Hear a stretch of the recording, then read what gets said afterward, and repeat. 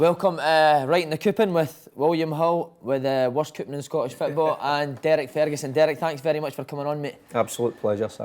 The big story of the week, Celtic beat off Hearts at the weekend. Do you think that will galvanise Celtic? Obviously they got the result last night, or can you see it maybe letting people creep in? Well, first of all, it was a shock, wasn't it?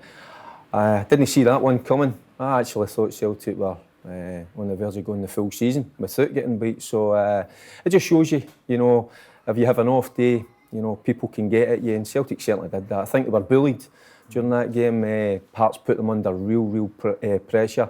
And Tynecastle, it's a different kettle of fish when you play there. Great crowd. So, it was. But I knew they were going to respond. Good players do that, not just good teams individually, collectively. And I wasn't surprised by the result last night. I think they've just shown what they're all about, Celtic. You think the Hearts result will give Aberdeen a wee confidence boost going into Celtic Park at the weekend that they can get something?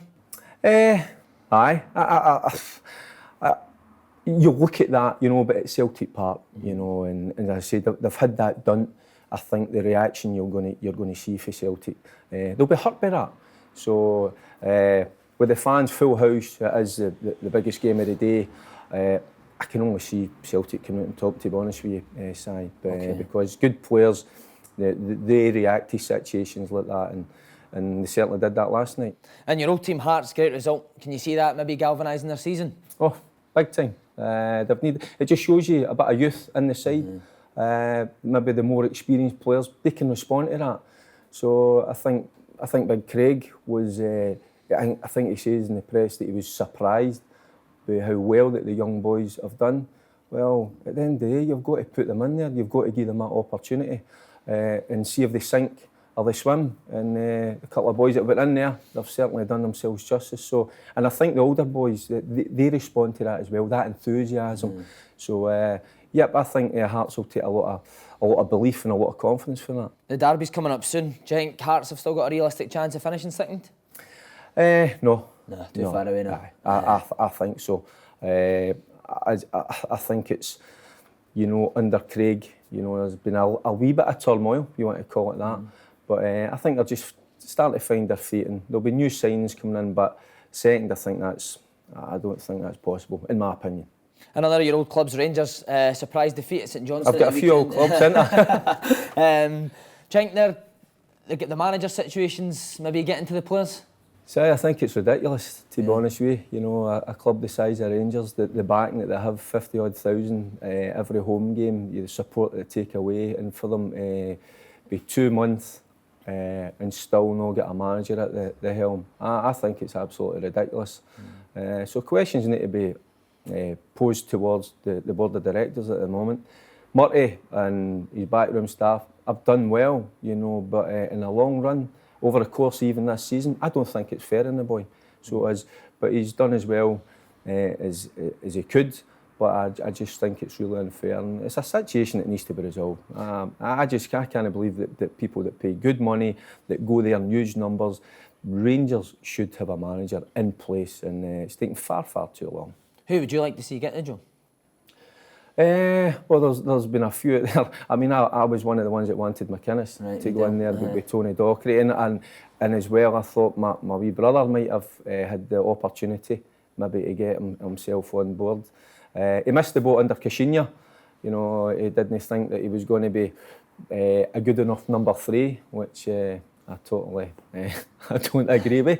But somebody that's maybe been there, that's maybe done it. But it needs to be somebody that's experienced, because it's not just about managing the football side yet.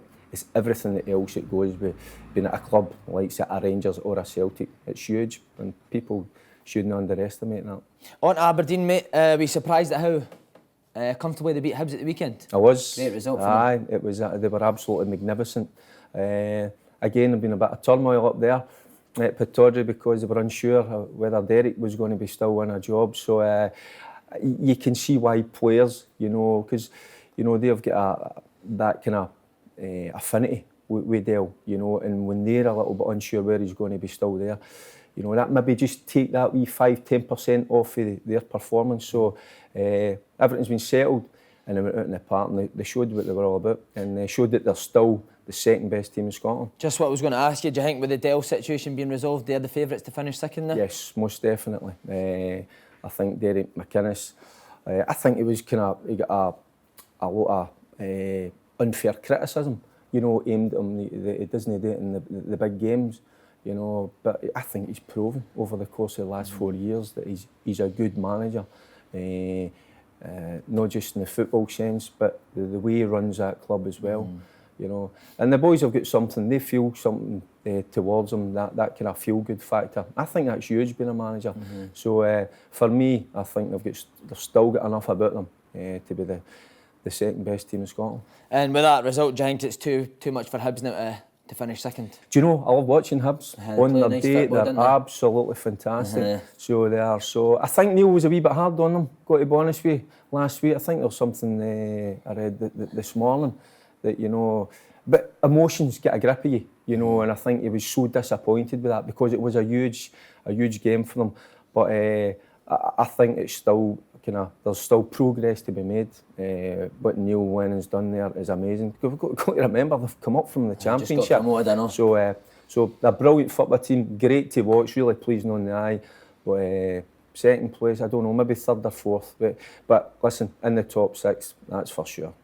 Thistle, Partick Thistle, great season last year, top six. This year, really struggling. Bad result at Dundee. Another one of my last old week. teams. Another one of your old teams. We're running out of teams here now. What do you think's went wrong for them this year?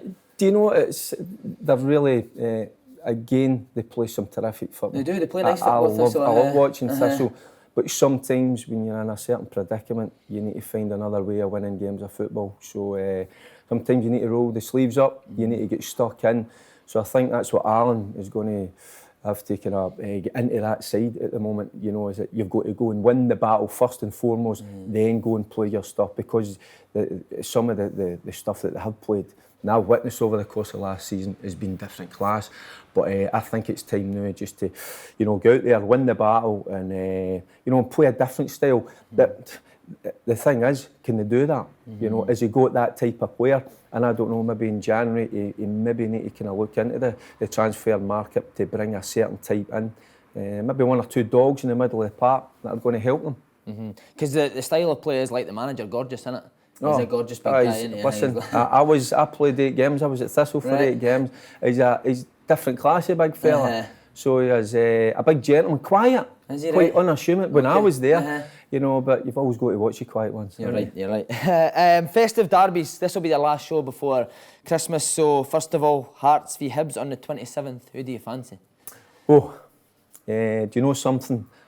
I'm going to, maybe I'm a bit biased here. You know, I've just said there, Hibs plays terrific stuff. I'm just going to plump for Hearts. Maybe just taking a nick it. All right, and obviously the big one, Celtic v Rangers on the 30th. Who are you going for? Well, yeah, again, I was going to say I'm going to be biased, but I think my head's going to rule my heart. And I just think Celtic are going to have far too much for Rangers. So maybe Celtic to win it by a couple of goals. OK, Derek. On to your cooking for the weekend. We need a winner. We need a winner, mate. We're desperate. Killie v Rangers, what you saying? Do you know, Killie, I watched them against Partick Thistle. Fantastic. Got a great win as well last week, you know, and they won it in a different manner. I'm looking, I think that might be a draw. OK. Something like a 2 each. Right, a 2 each, right. Aye. Perfect. Celtic v Aberdeen? I'm going to go with Celtic. You know, they've had that done, so I fancy them at home against a good Aberdeen side. Yeah. Hibs versus Ross County? I'm going to go with Hibs. Ross County. I watched that game against Hamilton Accies. So pretty disappointing for Ross County, but I just think Hibs have got a wee bit too much for them at this moment in time. All right. Motherwell versus Dundee?